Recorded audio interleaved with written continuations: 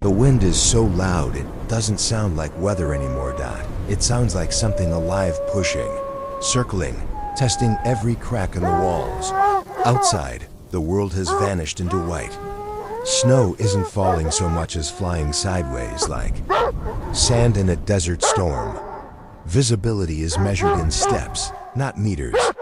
And in the middle of that blizzard, the thermometer on the porch is nearly unreadable. But the red line is deep below 0. Minus 77 degrees Celsius. At this temperature, the air doesn't just feel cold, it feels hostile. Breath turns to crystals, eyelashes stiffen, skin goes numb before your brain finishes registering. Pain, and yet two figures move through the storm. One is 91 years old, a widow who has outlived almost everyone from her youth. Her body is small now, but her movements are practiced, efficient, careful, shaped by decades of winter. The other is her granddaughter, young enough to still carry hope like it's weightless, old enough to understand that hope doesn't keep. Animals alive. Behind them, a flock of sheep presses together in panic, their bodies forming one trembling mass. They can sense what humans can't see through the whiteout. Something is out there, not a monster, not a myth. A pack of wolves using the storm like cover, moving closer with every gust. Tonight is not just a battle against cold. It's a battle against time, fear, and instinct. And if they make one mistake, the snow will erase the evidence by morning. Welcome back. Today's documentary is a survival story from the edge of winter, where the line between ordinary life and disaster is as thin as a layer of wool. This is the story of a 91-year-old widow and her granddaughter, and how they protect a flock of sheep during a blizzard that drops to minus 70-7. No hero music, no dramatic exaggeration, not just the truth of endurance. Let's begin. To understand this story, you have to understand the place. This is not the kind of cold you visit. This is the kind of cold you are born into, or you leave behind forever. In deep winter, the landscape becomes a test designed by nature. Snowdrifts rise like walls. Roads disappear. Wind finds every weakness in a roof, a fence, a glove, and the most dangerous part is how quickly things can change. A calm morning can become a whiteout by afternoon. A temperature that feels merely brutal can drop suddenly, turning hard into impossible. In cities, people survive winter with infrastructure, central heating, streetlights, emergency services. But out here, in remote countryside, survival is personal. It depends on preparation, routine, and memory.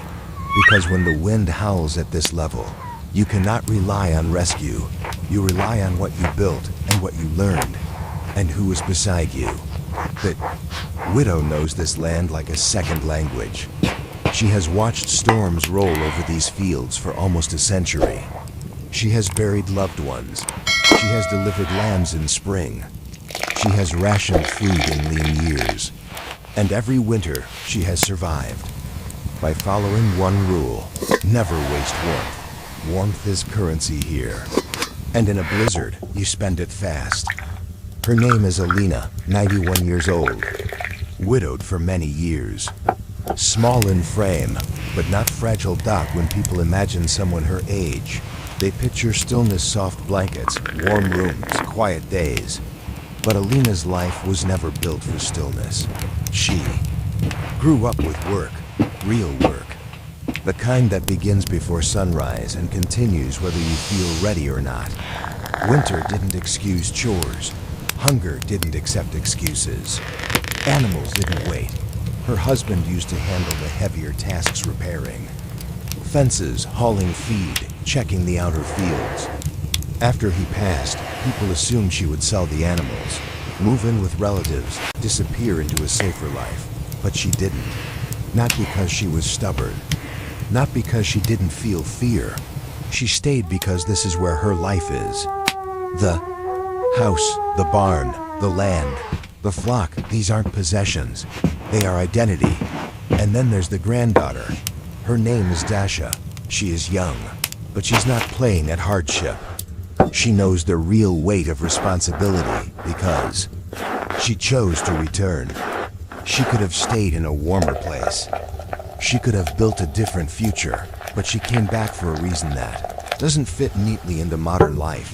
She came back because she knew Alina could not do this alone. And because somewhere inside her, she understood something simple. If you abandon the flock, you abandon the life that built your family. The relationship between them is not sentimental. It is practical love, the kind expressed through work. Alina teaches with short sentences. Dasha learns by watching hands, not listening to speeches. In this house, affection is often shown through preparation. A scarf adjusted, a stove fed, a door sealed, a bowl of hot soup placed quietly on the table. That is how you say, I care in extreme cold. The first warning is the sky. It doesn't just turn gray. It turns flat like color has been removed from the world. Then the wind begins to rise. Not in one burst, but in waves, each one stronger than the last. Snow that was resting peacefully on the ground becomes airborne, grinding against windows, stacking against doors. The yard begins to vanish. The fence line fades. The distance shrinks. Inside, Alina and Dasha move into storm mode. They check the stove. They check the fuel. They check the door seals. They place extra gloves and scarves near the entrance, because in a crisis you don't want to search. You want to grab and go. In a blizzard, you don't dress for comfort. You dress for survival. Layer over layer, wool close to the skin to trap heat. Thicker insulation to hold warmth. A windproof outer layer, because wind is what steals your life. And then the small details that decide whether you come back inside. Face covered. Cheeks protected. Fingers insulated. Boots dry. At -77. Skin exposed for even a short time becomes an emergency. But today, the storm is only half the danger.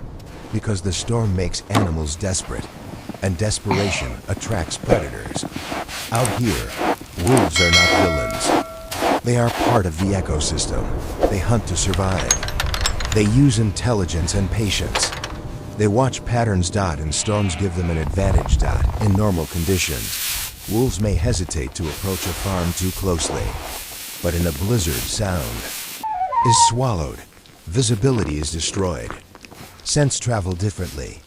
And a human's reaction time slows because cold affects everything, even thinking.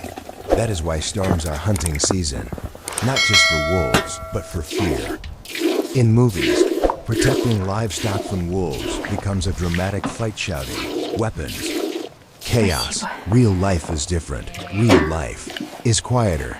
Real life is about preventing the moment where you have to fight it all. Alina and Dasha don't chase the wolves into the storm. That would be a mistake. Wolves want you separated, distracted, pulled away from shelter. Instead, they focus on the flock. The sheep need 3 things right now. Shelter. Barriers.com. Shelter means moving them tighter into the most protected area closer to the barn wall. Away from open corners where wolves can slip in unseen. Barriers mean checking every latch, every chain, every weak plank. A fence that is good enough in normal weather can fail in a storm. Snow builds pressure. Ice stiffens hinges. Wind rattles boards loose. Dasha goes along the fence line with the headlamp, scanning for gaps, listening for movement beyond the beam. Alina stays near the flock. She uses her presence. Like an anchor. She speaks softly, not loudly, not aggressively. Sheep can panic. A panicked flock can scatter, and scattered sheep become easy prey. The job is to keep them together. In the barn, they have simple deterrents: a metal pan, a stick, a small air horn, not weapons. Just noise and light. The goal is to convince wolves that this is not an easy hunt, because wolves are not reckless. They choose efficiency. And in a blizzard, efficiency matters for everyone. Dasha positions a lantern near the gate to create a bright zone. She angles it so the light spills outward. Alina checks the barn door again, tightening it. blocking drafts. Every gust that enters is not just cold, it is stress on the animals. Then the storm shifts. The wind changes direction. The beam of the headlamp catches something moving along the fence line. 2. Shapes. Low, smooth, silent. Then a third. The wolves are close enough. Now that the sheep begin to shift and counting, press harder against each other. Dasha's heart hammers. You can hear it in her breathing, quick and shallow.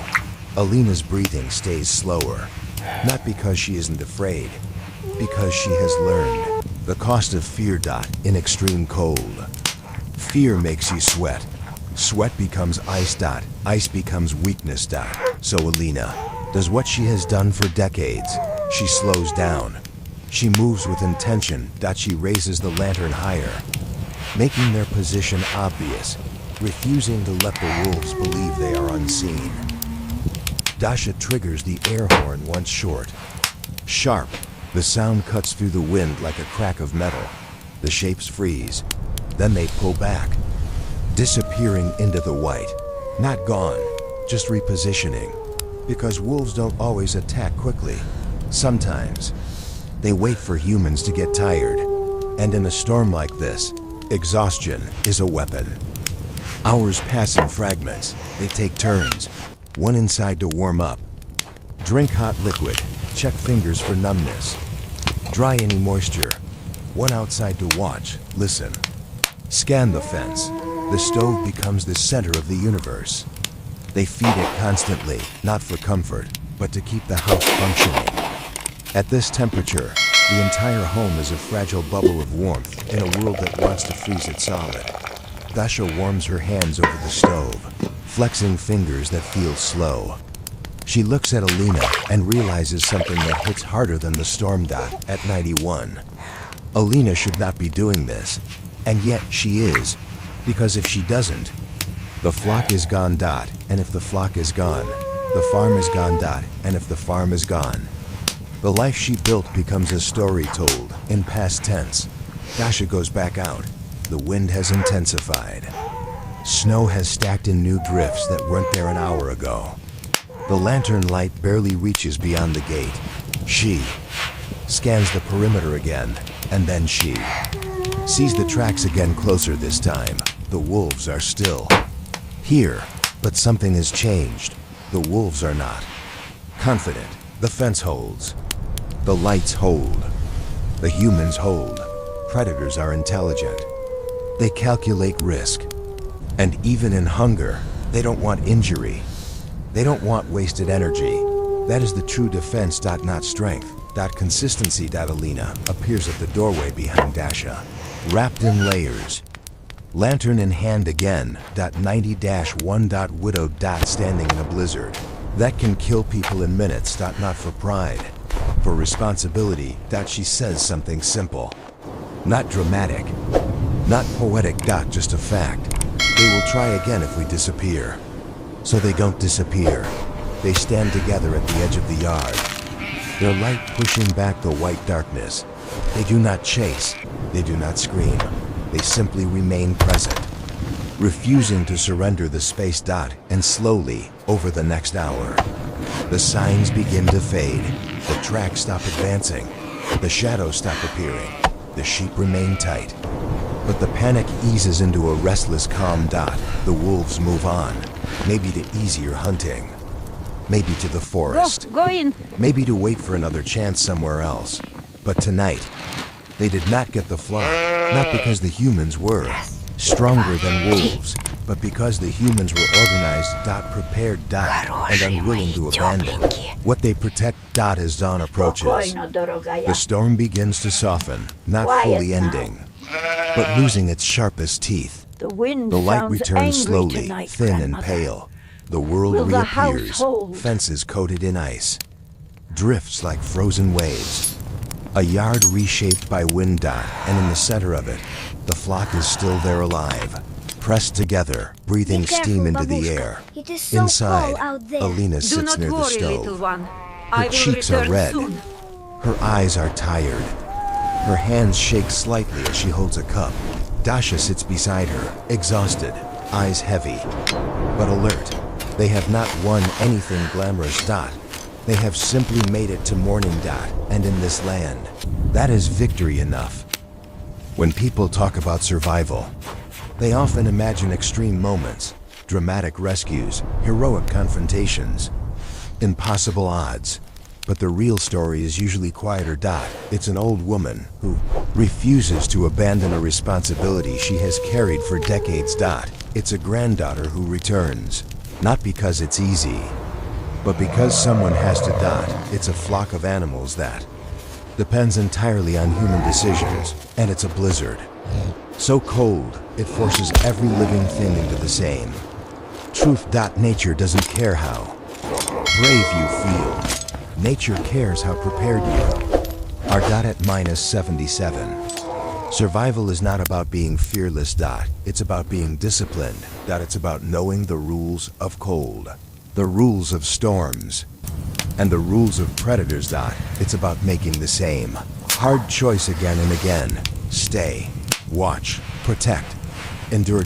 Because for Alina and Dasha, this isn't a story about wolves. It's a story about what it means to keep something alive when everything around you is trying to take it away. If you want the next documentary, case file, how people survive months of darkness, how they store food without electricity, or how shepherds protect animals through an entire winter, comment the word winter and tell me which story you want next. Thanks for watching.